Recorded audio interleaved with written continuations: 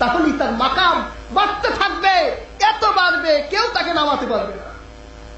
আমরা নামাজই পড়ি না, আমাদের মাকাম বাড়বে কিভাবে? নামাজের সময় হলে আমাদের যুবকগুলি তারা আজানের আওয়াজ শুনলেই তারা দৌড়ে উঠতে থাকে। আমার এক বন্ধু, আমি ইসলামিক ইউনিভার্সিটিতে পড়ি, আমি তাদেরকে খুব মাঝে মাঝে নসিহত করি যে আসো নামাজ পড়ি। তো ওরা অজুহাত দেয় যে দেখ আমার প্যান্ট ভালো না, আমার জামা ভালো না, অজুহাত দিয়ে তারা যেই নামাজ থেকে বের হয়ে যাচ্ছে, ক্ষতি কি আল্লাহ হচ্ছে না তার হচ্ছে? আমি এদেরকে শিয়াল পণ্ডিত বলি। তাই কি বলি? একটা গল্প বলবো।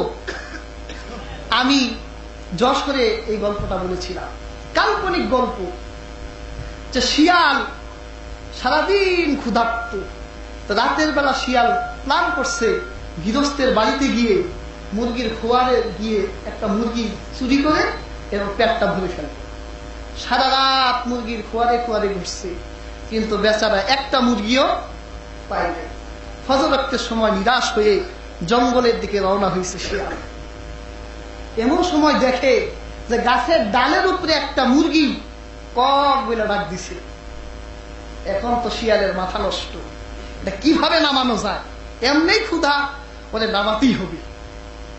শিয়াল এখন মুরগিকে ডাক দিয়ে বলতেছে, ভাই ফজরের আজান কিন্তু দিয়ে দিয়েছে, বেনামাজি নাকি তুমি? আসো আমরা দুইজন একটু জামাতে নামাজ পড়ি। তো মুরগি মনে মনে ভাবতেছে, তুমি আমার জামাতে নামাজ পড়ার জন্য ডাকতাছো না খাইতে ডাকতাছো, ওইটা আমি ভালোভাবে বুঝছি। তুমি যতই ডাকো আমি নামবো। এমন সময় দেখতেছে যে বাড়ির কুকুরটা উঠান থেকে গাছতলার দিকে আসতেছে। এইবার বলেন তো শিয়াল কি ওই জায়গায় থাকবে? এখন কুকুর এক পা দুপা আগায় আর শিয়াল তার লেজ গুটাইছে। কুকুর যত আগায় শিয়াল তত পিছায়। এখন মুরগি সাহস পাইছে যে এখন একটু নামা যায়। উপরের ডাল থেকে নিচের ডালে লাফ দিয়ে বলতেছে, শিয়াল ভাই তুমি কই যাও? ইমাম সাহেব এসে বসছে, তো তুমি গেলে নাকি জামাত হবে নাকি? এখন শিয়াল বলতেছে যে ভাই তুই নেমে একামাত দে, আমার তো অজু নাই, আমি অজু করে আসতেছি। এবার বলেন তো আপনারা, শিয়াল কি অজু করে আসবে?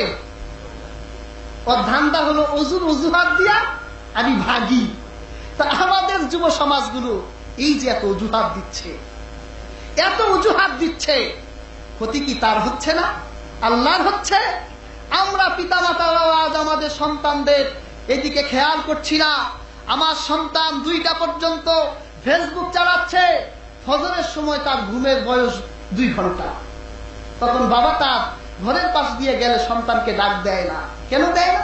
মাত্র 2 ঘন্টা হলো ঘুমাচ্ছে, এখন উঠাই দিলে কষ্ট পাবে, আর উঠানোর দরকার নাই। এই সন্তানের সাময়িক কষ্টকে দেখে পিতামাতা তাকে ডাকলো না, অথচ এই পিতামাতাই তাকে জাহান্নামে ফেলে দিচ্ছে। তাকে না ডেকে বেনামাজি বানাতে এই পিতামাতাই তাকে জাহান্নামের দিকে ফেলে দিচ্ছে। অথচ রাসূলুল্লাহ কি বলেছে? রাসূলুল্লাহ বলেছেন, মুরু আওলাদাকুম বিসসালাহ ওয়া হুম আবনাউ 7 সিনিন। যখন তোমার সন্তানের 7 বছর হয়ে যায় তাকে নামাজের কথা বলো, নামাজের আদেশ দাও। ওয়াদরিবুহুম আলাইহা ওয়া হুম 10 সিনিন। 3 বছর পর্যন্ত তাদের নামাজের আদেশ দিতে থাকো। যখন তার বয়স 10 বছর হয়ে যাবে তখনও যদি সে নামাজ না পড়ে, ওয়াদরিবুহুম, তাকে পিটাও, নামাজের জন্য পিট্টি দাও, তাকে নামাজের জন্য মারো। ওয়াফাররিকু বাইনাহুম ফিল মাদাজি, 10 বছর বয়সে তার বিছানা আলাদা করে দাও। যেখানে আমার রাসূলুল্লাহ যেখানে